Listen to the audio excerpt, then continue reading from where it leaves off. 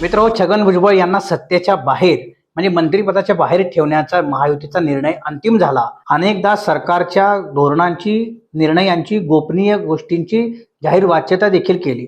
आपण पक्षश्रेष्ठींना जुमानत नाही, पक्षाला जुमानत नाही, समाजापुढे आपल्याला कोणाचीच व्हॅल्यू नाही, असं करत अनेकदा सरकारला दुय्यम लेखण्याचा प्रयत्न केला।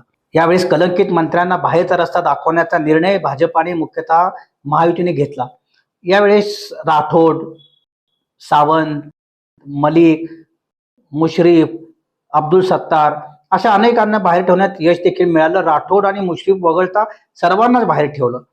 त्यामुळे भुजबळ यांना देखील बाहेरचा रस्ता दाखवणार अशा पद्धतीची कुजबूज होती, ती खरी ठरली।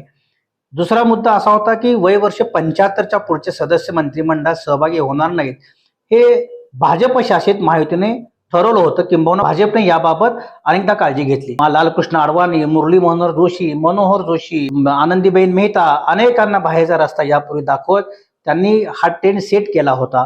त्यामुळे 77 वर्षाच्या भुजबळ यांना देखील आता बाहेर राहावं लागेल याबद्दलची खात्री होती।